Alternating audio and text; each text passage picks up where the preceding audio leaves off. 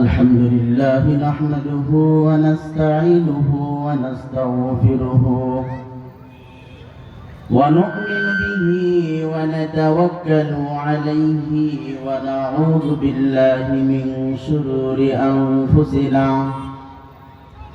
ومن سيئات أعمالنا من يهده الله فلا مضل له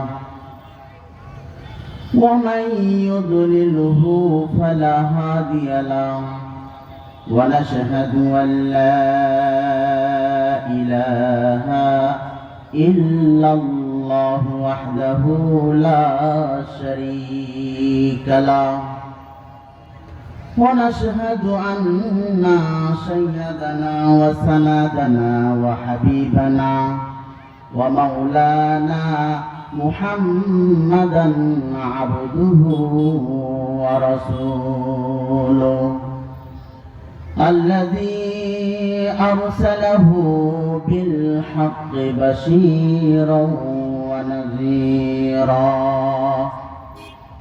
وداعيا إلى الله بإذنه وسراجا وقمرا منيرا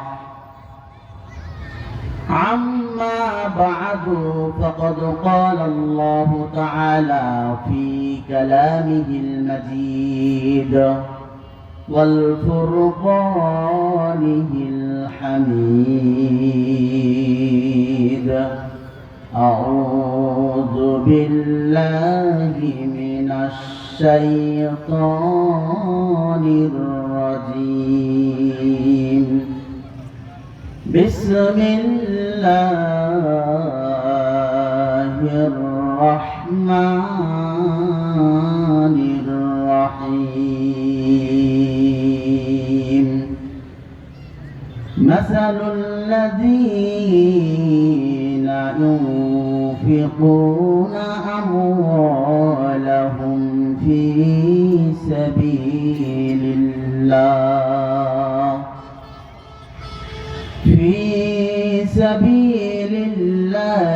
كمثل حبة أنبتت 7 سنابل في كل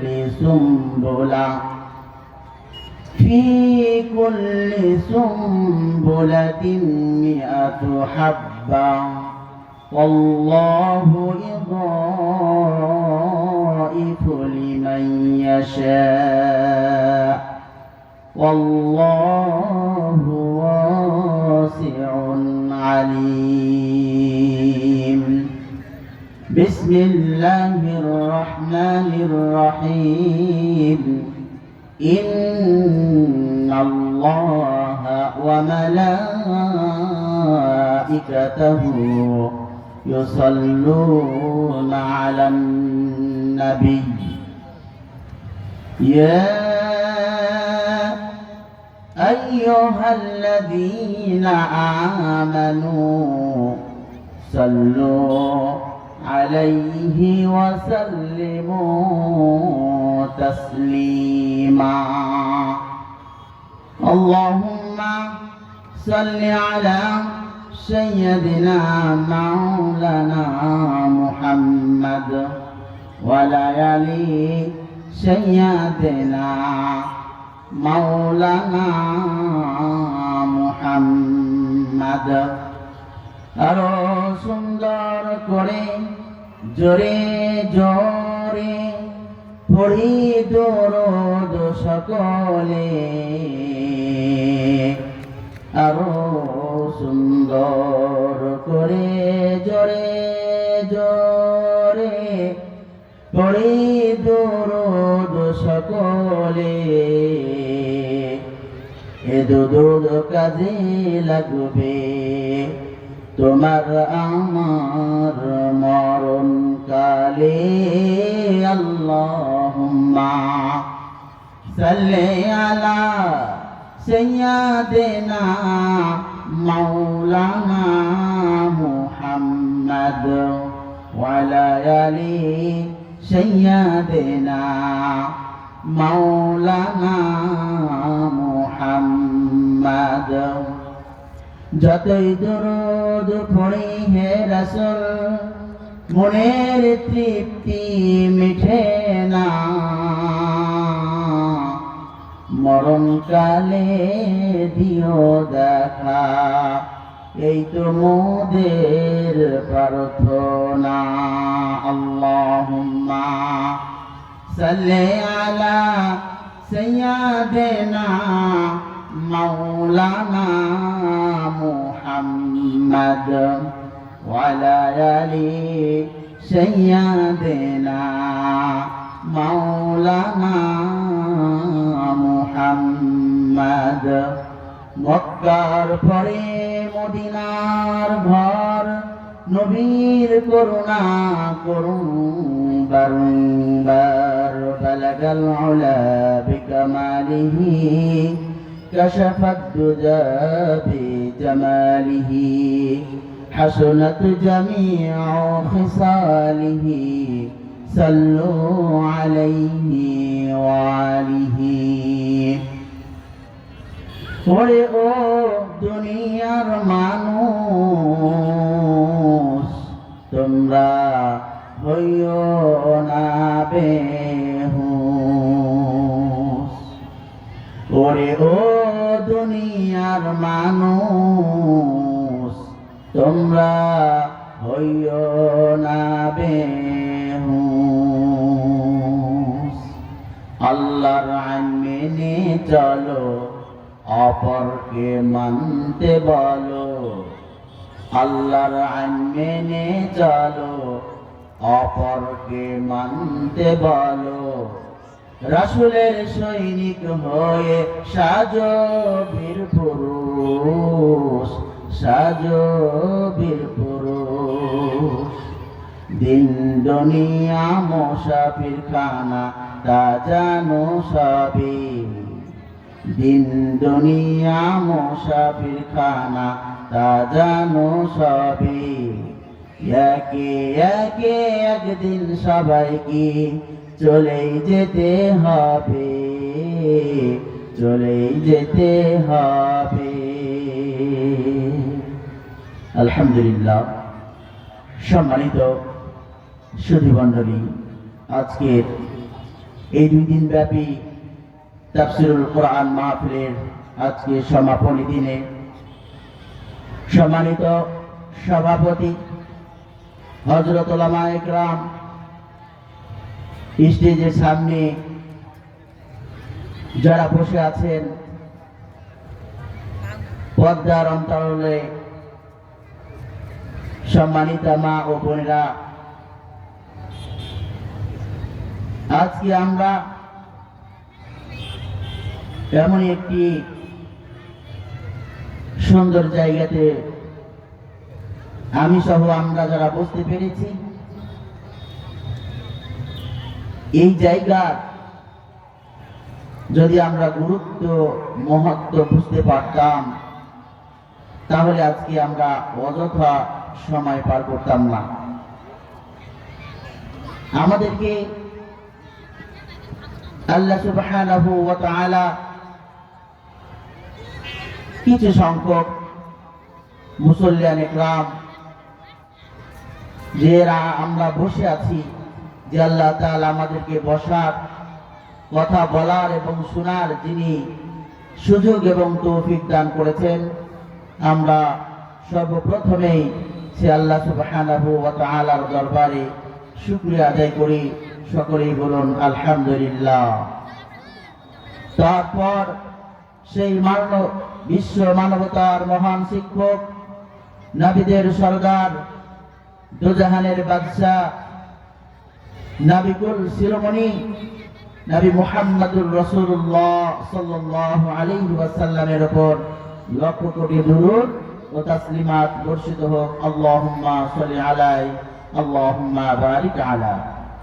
সম্মানিত হাজিরিন, আমি আপনাদের সম্মুখে কোরআনুল হাকিমের 2 নম্বর সূরা সূরাতুল বাকারার 261 নম্বর আয়াত তেলাওয়াত করেছি। এই আয়াতকে সামনে নিয়ে প্রাসঙ্গিক কিছু কথাবার্তা বলেই আমার সংক্ষিপ্ত আলোচনা শেষ করব ইনশাআল্লাহ। ওয়া মা তাওফীক ইল্লা বিল্লাহ আলাইহি তাওয়াক্কালতু ওয়া ইলাইহি উনীব। সম্মানিত উপস্থিতি, আমরা সব সময় নগদে বিশ্বাসী। যেখানে নগদ কোনো কিছু পাবো, সেটা যাই হোক না কেন, মূল্যবান জিনিস হোক আর অমূল্যবানই জিনিস হোক না কেন, আমরা সেখানেই যাব।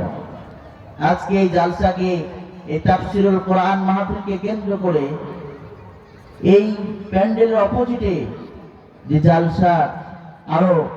জালসাকে কেন্দ্র করে, তাফসিরুল মাহফিলকে কেন্দ্র করে যে মেলা বসেছে, সেই মেলায় আমরা অনবরত যাচ্ছি, আসছি, কিনছি, খাচ্ছি, বসছি।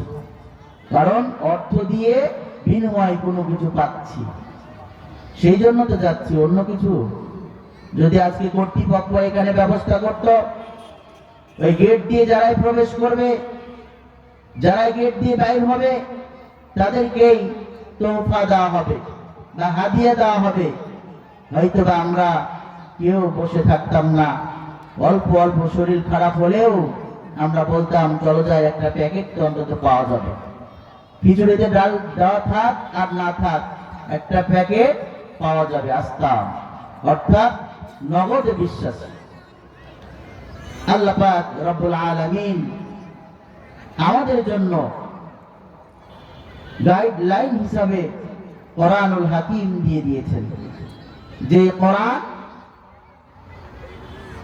আল্লাহ সুবহানাহু ওয়া তাআলা প্রথমেই চ্যালেঞ্জ ছুড়ে দিয়েছেন। আমরা পৃথিবীর যত পুস্তকে আছে, বই আছে, আমরা বইগুলো পড়ার পরে শেষে দেখি যে তার লেখক বলে দেয় যে লেখার মধ্যে ভুল ত্রুটি হলে আপনারা কি করবেন, আমাদেরকে ধরায় দিবেন।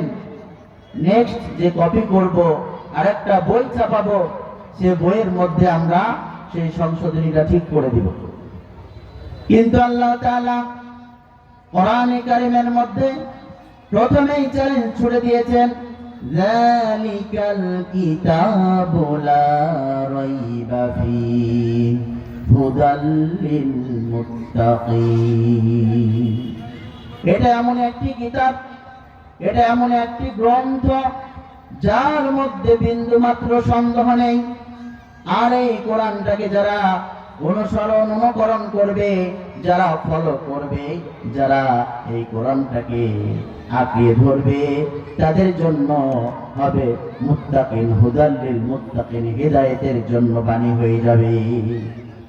সম্মানিত উপস্থিতি, কিন্তু আমরা সেই জিনিসটা বুঝতে পারছি না, কারণ আমরা নগদে পাচ্ছি।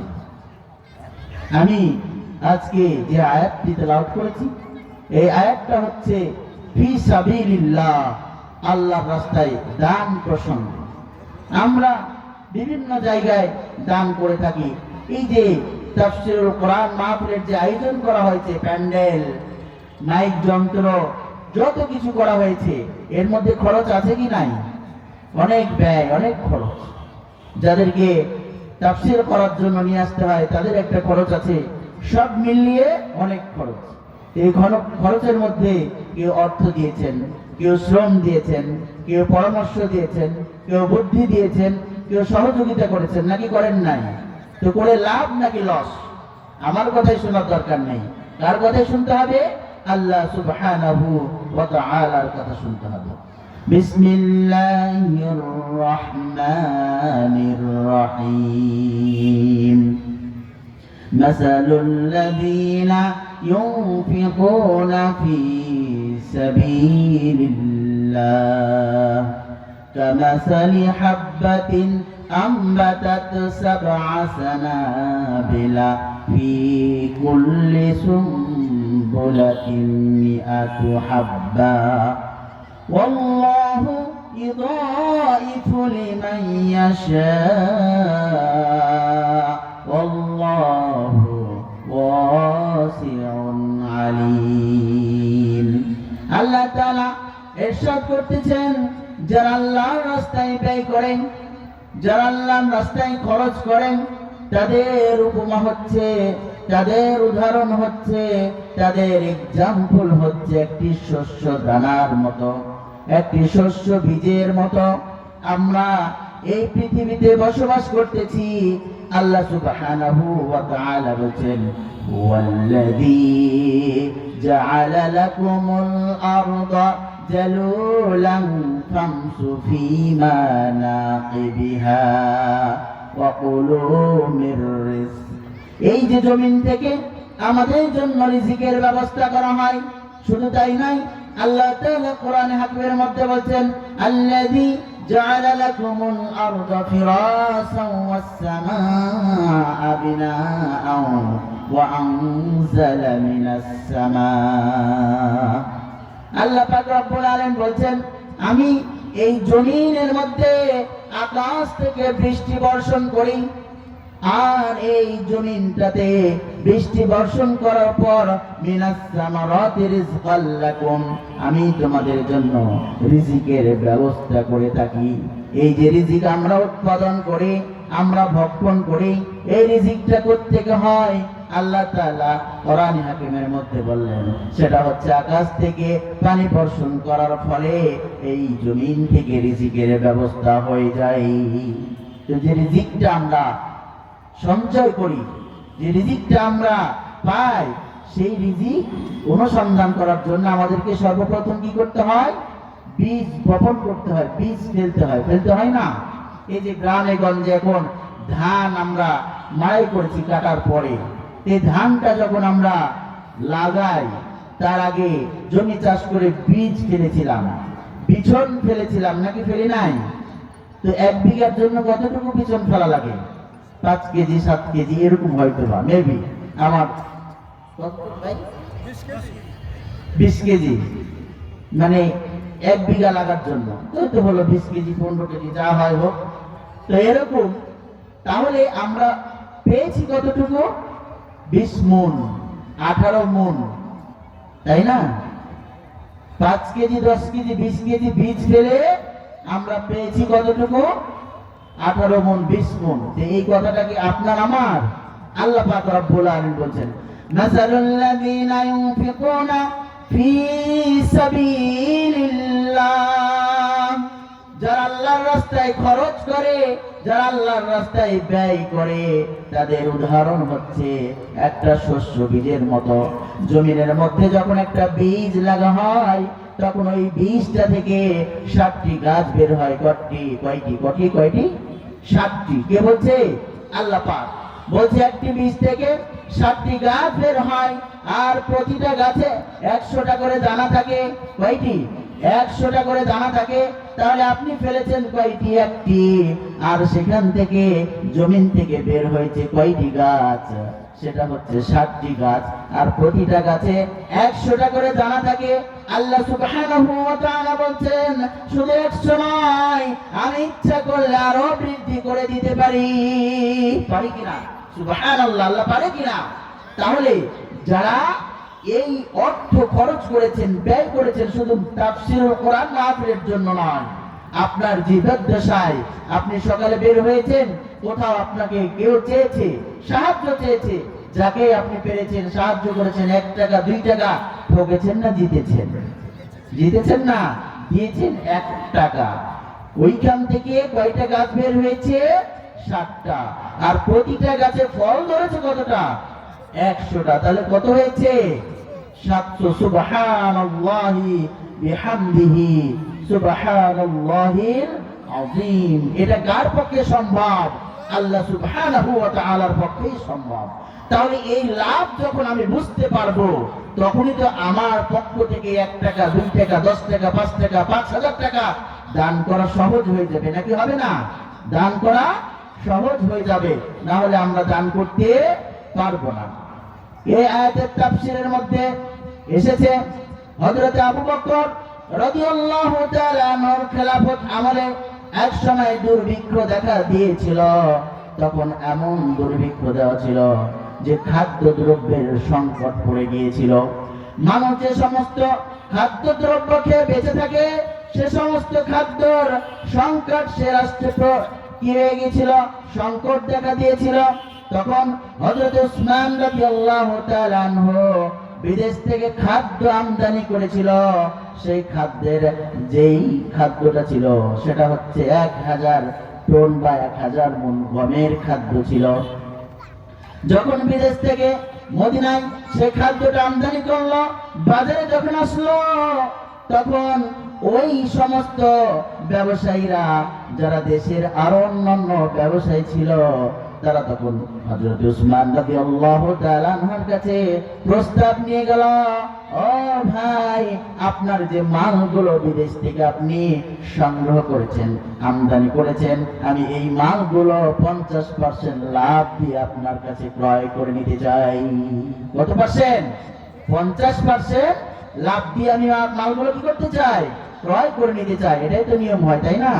যে সবজি লাগায়, বেগুন লাগায়, ধান লাগায়, আড়ত থাকে, ওখান থেকে আবার মালিকের কাছ থেকে নিয়ে গিয়ে আবার তারা পাইকাররা বিক্রি করে। এরকম তো সিস্টেম ব্যবসা, তাই না? তাহলে ওই ব্যবসায়ীরা হযরত উসমান রাদিয়াল্লাহু তাআলা আনহুর কাছে এই প্রস্তাব নিয়ে গেলেন।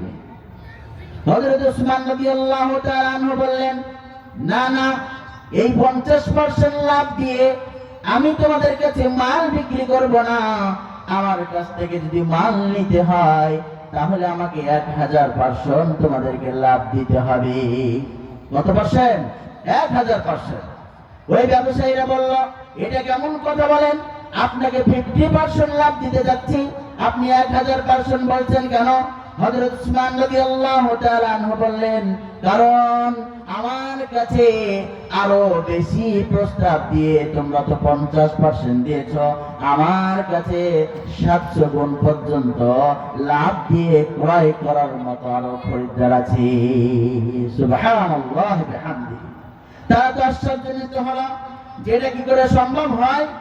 আমরা তো সর্বপ্রথম যখনই শুনেছি যে মদিনার বুকে বাইরে থেকে মাল আমদানি করা হয়েছে, শোনার পর পরে আপনার কাছে এসে হাজির হয়ে আমরা প্রস্তাব দিয়েছি, আর আপনি এমন কথা বলছেন।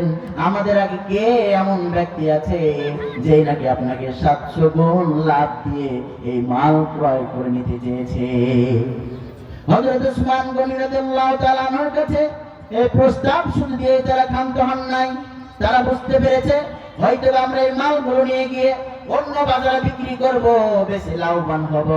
তখন তারা আবার তিনার কাছে প্রস্তাব করতেছেন যে এই মালগুলো আপনার কাছে ক্রয় করে নিয়ে যে সমস্ত এলাকার খাদ্য সংকট দেখা দিয়েছে তাদের মাঝেই আমরা এই মালগুলো সেল করব।